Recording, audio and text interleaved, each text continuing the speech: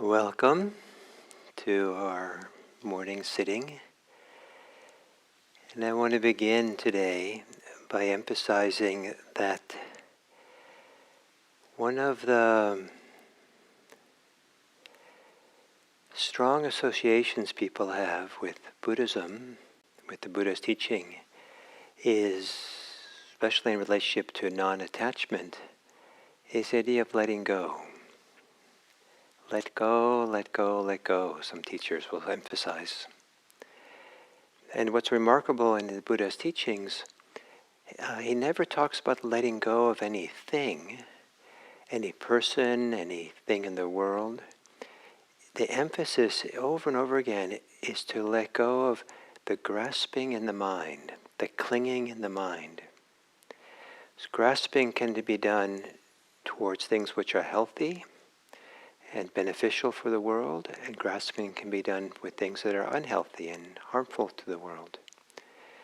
But grasping itself is always harmful to the person who grasps, clings, attached. So when the Buddha emphasized letting go, letting go, letting go, it was really letting go of the clinging. And so in this week that we've been looking at grasping, clinging, certainly it helps us see what we're clinging to, what we're holding on to. But those are a mirror for doing the deep inner work of letting go. So for this meditation, I'd like to encourage that it be an ongoing meditation on letting go. Not of anything, but of the grasping to anything that arises here for this next, almost 30 minutes. That stay very relaxed in the present moment. I'll guide you. And then at some point, whatever it is that you know that's happening in the present, whatever you are aware of, gently, lovingly, release any holding to it. Release any preoccupation with it, any fixation, any concern, any lingering with it, any even interest and curiosity to it. Just let go, let go, let go. And when you let go, something else will come into awareness. Let it come into awareness and let go. When you let go, become aware of whatever is obvious that's happening here and now. And know it and let go. Know it and let go. So to assume a meditation posture and gently closing your eyes.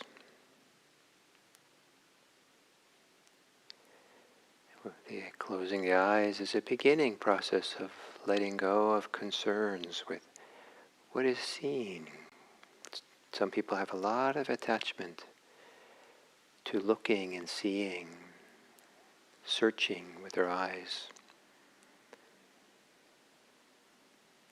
The eyes closed, feeling the body, and taking some long, slow, deep breaths.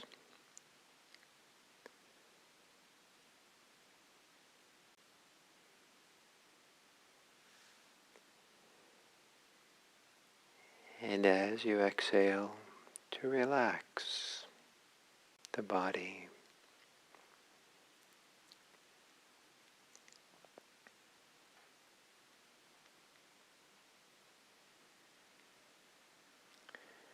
Relaxing is a form of letting go, releasing. We might be releasing muscular tension, but generally, much of the tension we hold in our body arises from some holding in the mind.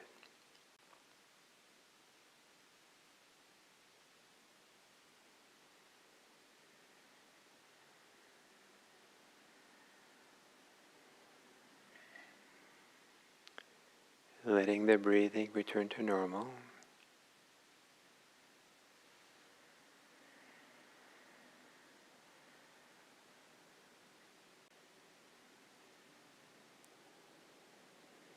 And as you exhale, as you inhale, feel the muscles of your face.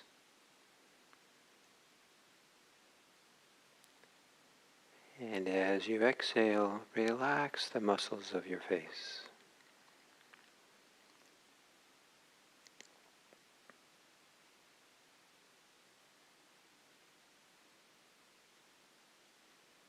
As you exhale, relax any concerns, preoccupations about your face, except for it to relax.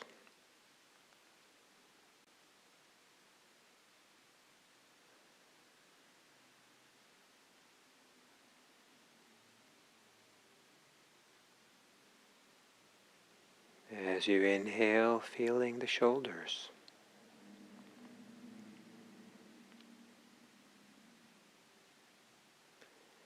On the exhale, allowing the shoulders to relax, soften, settle.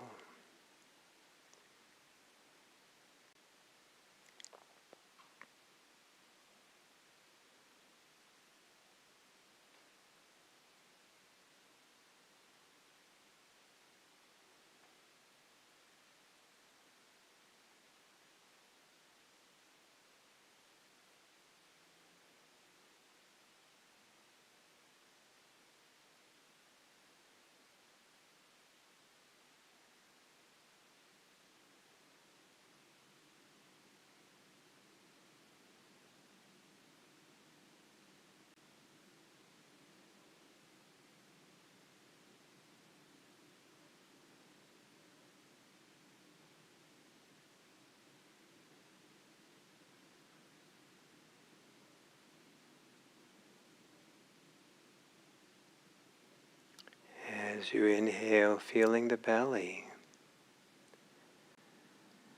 relaxing the belly on the exhale.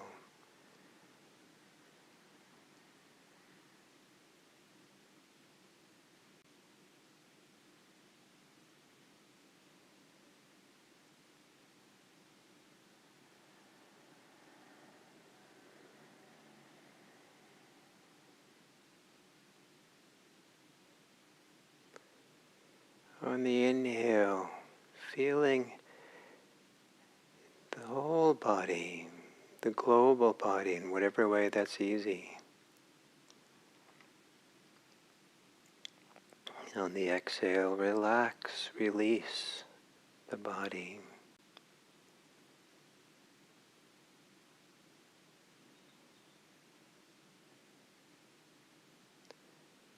And letting go of any thoughts or feelings, emotions, judgments you have about your body. Let go of thinking about your body except to have it relax.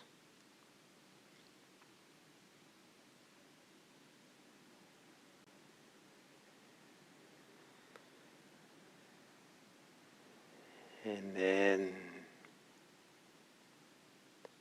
to center yourself on the body, breathing.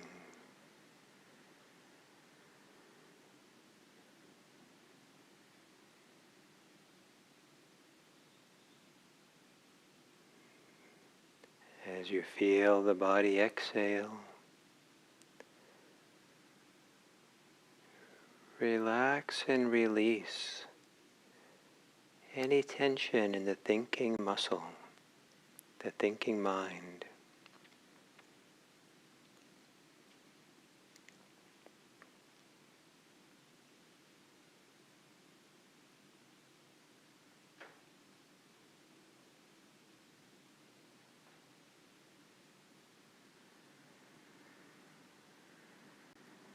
Relax.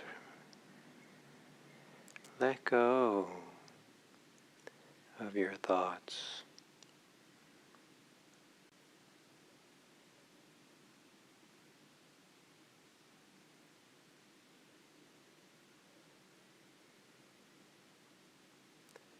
As if letting go of your thoughts the thoughts can drift away into the space around you.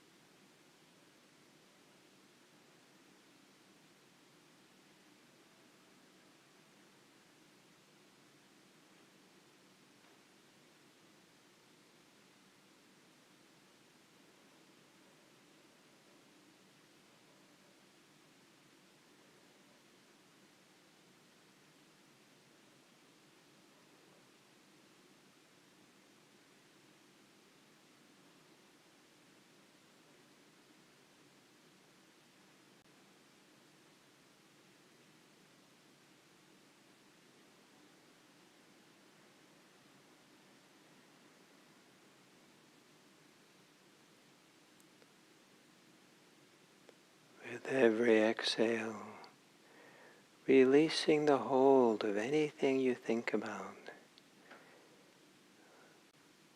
Let go of the need to think about whatever you're thinking about.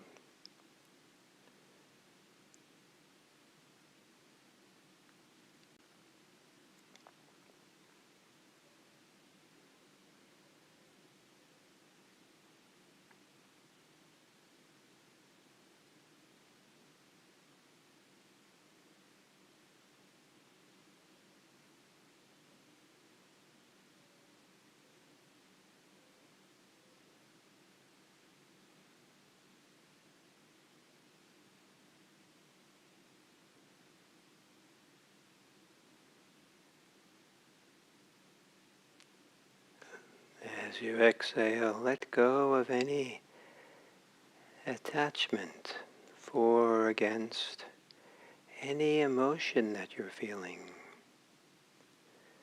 Let the emotion just be there, but let go of your preoccupation with it or judgments of it, or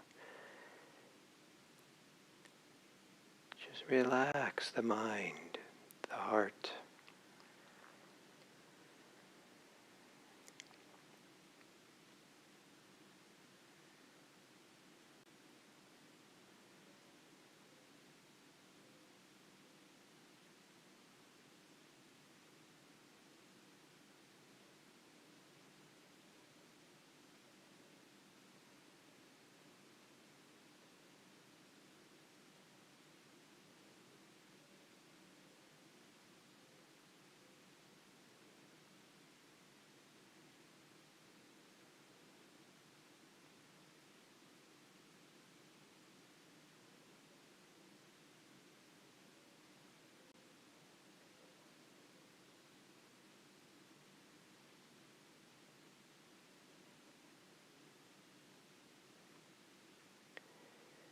Whatever comes into awareness, whatever you know, or let go. Let go of everything when it's known. Even let go of the knowing, so that the next moment of knowing can arise, fresh and new, and that too let go of, regardless of what you're aware of. Release it from the hold of the mind.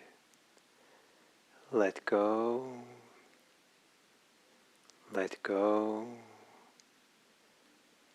let go.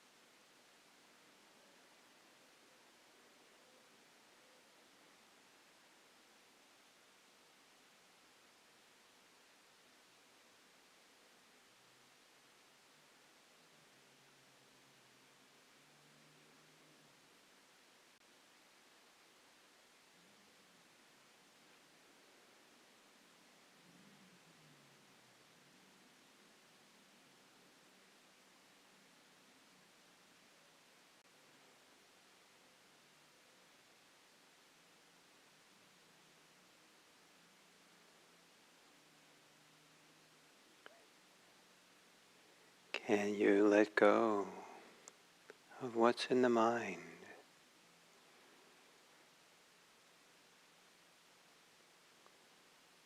Can you begin to release what's in the heart?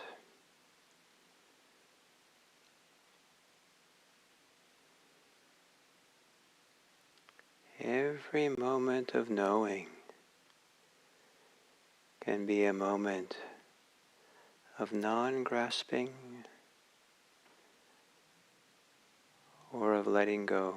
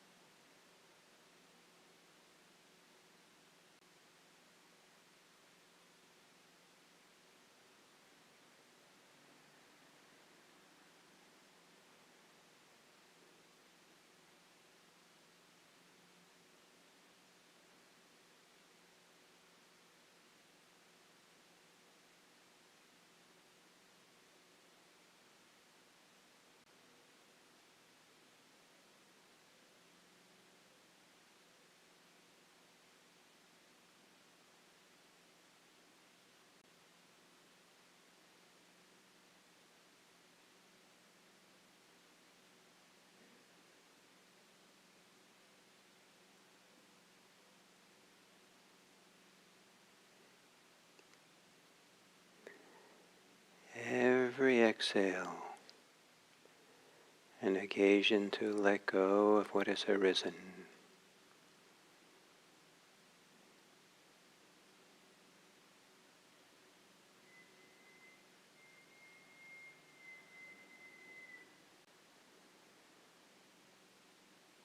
Let nothing stay in the mind.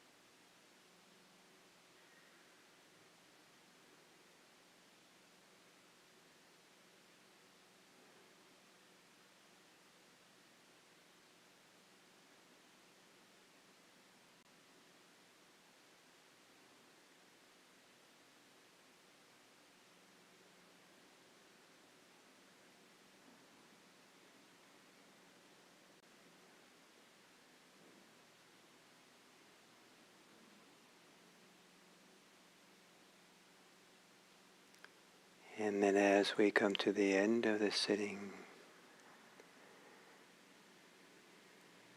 to consider how letting go of desires, aversions in relationship to people, how letting go of our judgments and fears and agendas with people allows us to see them clearly, is an act of respect where they're allowed to be how they are in our kind gaze. Letting go is the windshield wiper for the heart.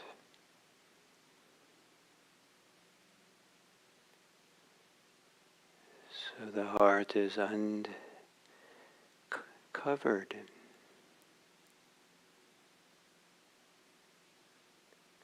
And we can see people with our heart's goodwill. May all beings be happy. May all beings be safe. May all beings be peaceful. May all beings be free.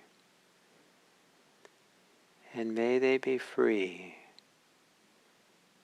of all the projections and agendas and desires that I have. No judgments, just see with an open heart.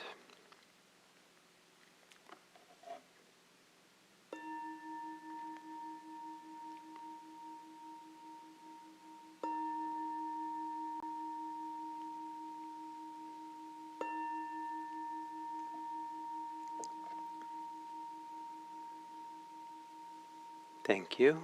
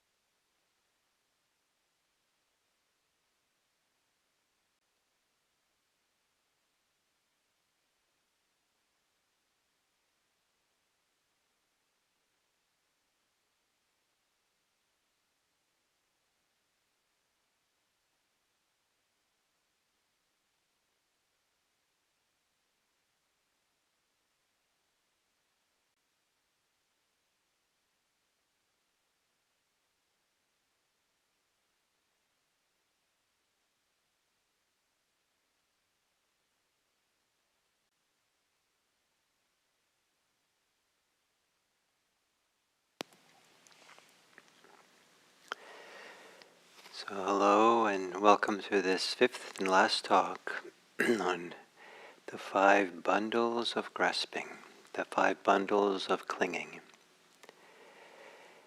The word for clinging in Pali is upadana, and it has an interesting meaning, double meaning.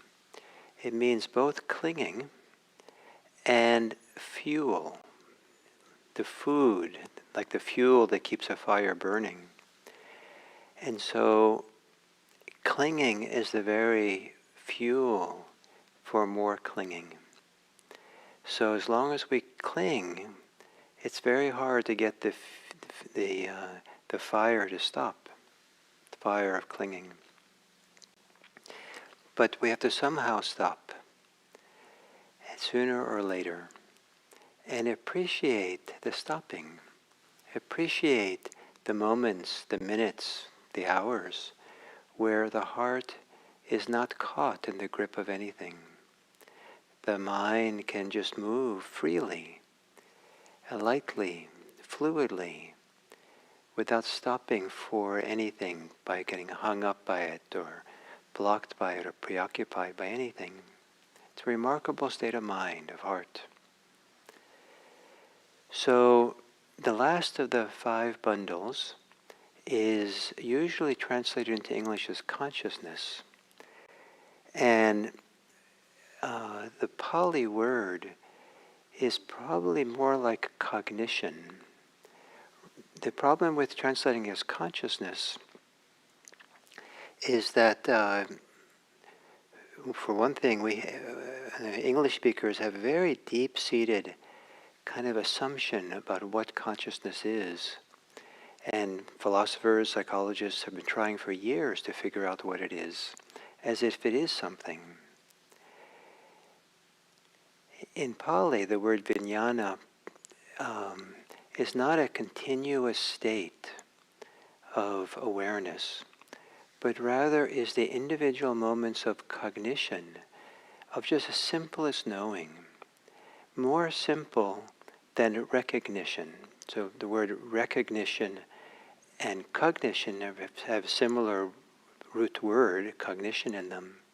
Just like the word sanya in Pali, the third bundle, sanya has the same root as vijnana. So they both have this word knowing in it. But the vijnana is the individual moments of cognition. So a moment of hearing, a moment of seeing, a moment of smelling, of tasting, of touching, a moment of knowing a thought, an idea. Whatever it is, there's the idea that the mind is, in a sense, constantly taking in all this different sense data that's coming in from within, from without, and they're made up of a lot of kind of small moments of cognition. Maybe some of them are simultaneous. Maybe there's a lot coming in at once, but each of them, like you can hear and see and smell, maybe at the same time, but each is unique, discrete. And so, but what we tend to do is to lump it all together into a gestalt, into a whole. And the analogy my teacher in Burma liked to give was that of a row of ants. From a distance, it seemed like a continuous stream of black line. But if you get close, you see they're all these discrete ants. Or they would take a fire wand and or talk about it, and if you take it in the dark and swirl it around fast, the eyes will see a continuous circle of flame. However, that's not really there. It's partly a construct of the mind, in the same way as the old movies that were made up of, individual still shots at 16 frames a second or something, 8 frames a second, would be reconstructed in the mind as continuous movement of the people in the movie. But there's no movement, it's just individual shots, still shots. So the mind has this ability to kind of gather things together and hold them all as a whole, and thereby miss some of the individual things. So there can be a lot of attachment to the whole of cognition, the process of cognition, and there's a tendency to take that whole to be consciousness, a state of being aware. And it feels so real, so second nature, so like of course it's there. But it's not there in any kind of way that you can take your hand and grab it. It's like grabbing air. You end up with, not holding any of it. It just all disappears with the fist closing up. And it has no weight. It has no color, no shape. We might understand it to be a gathering together of all the different ways of perception works into a kind of a whole that is not really continuous, but looks like that, just like the movie. And so cognition, it seems so primary to what it means to exist. Even the moment-to-moment flow of cognition can seem so primary to what it means to be alive, that this last bundle is almost the same as being attached to life itself, to existing. There's a clinging, a grasping to just exist. There's also, for some people, the idea of consciousness or even just simple cognition, will seem to be the very foundation of who they are. Nothing is more foundational and more core to our identity, to who we are, that of course we're going to cling to it. We're going to take this as me, this is mine. And so for the Buddha, nothing is worth clinging to. Not any single moment of cognition, not the whole process of cognition over time, the sense of continuity of awareness or consciousness that can exist. Nothing is worth clinging to. But we cling to it. We cling to our ideas of what it means to be conscious. We cling to how consciousness is the core feeling of being alive and being a person. We cling to the refuge of consciousness. Some people can get a very beautiful feeling of kind of a wide, spacious consciousness or all-abiding consciousness that can feel so distinct from the vagaries of life, the particularities of what's challenging in our life. It seems also to transcend the preoccupations of our thinking mind and our emotional heart. It's a place of peace and space and freedom. And in a sense it is. And it's quite meaningful for people to have this wonderful sense of unpreoccupied, spacious consciousness that just seems to exist independent of me even. For the Buddha, that also could be an object of attachment. And any assumption, any belief that even the consciousness is who I am, for the Buddha would be a form of clinging. Any kind of engaging in it or involvement with it is a kind of preoccupation, a kind of attachment. It can be very, very subtle. In the teachings of the Buddha, everything is an occasion to let go. We also let go of consciousness. We don't let go of being aware, but we let go of any clinging to being aware. And at the deepest stages of meditation, it's almost as if consciousness lets go of itself, awareness lets go of itself. There's no one doing the letting go. It's just letting go, letting go, letting go. And to have letting go be so thorough, so complete, that we find ourselves without any grasping to any of the bundles. We don't grasp to appearances. We don't grasp to pleasure and pain. We don't grasp at our recognitions, our ideas of things. We don't grasp at our stories. We don't grasp even at the very sense of being, of cognition itself, that which knows all these things. It doesn't mean that these have to disappear, but they exist without grasping, without clinging. They exist freely. The ongoing flow of knowing, seeing, tasting, thinking, and requires some people would say it's a deep sense of trust. The trust that we don't have to hold on, we don't have to assert, we don't have to get preoccupied and hold things and be attached. We can learn to take care of ourselves without being attached. We can learn to get through this life successfully without clinging. It doesn't make us a victim, it doesn't make us helpless, it doesn't mean that we can't plan and set things up for ourselves. It means that whatever planning and care and preparations we do for this life that we live, we do it with no clinging. We hold it lightly. We hold it freely. We hold it without assertion. And therefore, without any exhaustion, without the deep weariness that comes from living a life that goes from one clinging to another, one attachment to the next. So these are the 5 bundles, and at least in the teachings of the Buddha, these are emphasized over and over and over again as the primary things that we get attached to, and the primary things we create a self out of. And the Buddha's idea is you just let go, let go, let go. And let these things operate freely without getting caught by any of it. And so in the Buddha's own classic teachings on mindfulness, in the Satipatthana Sutta, the discourse on the four foundations of mindfulness, this is actually one of the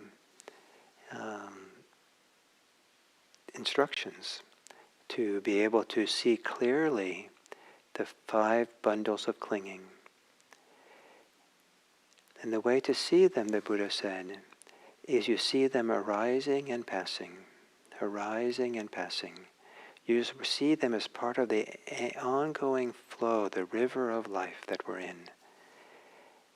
And with that, I'll leave you to the river of your life. May you flow freely in that river without icing up, without grabbing onto the embankment, without drowning. May you float without any clinging whatsoever and in the stream of your life. So thank you, and very much for this chance to teach about the 5 bundles. And I look forward to being back on Monday to continue with this Introduction to Mindfulness series. Thank you.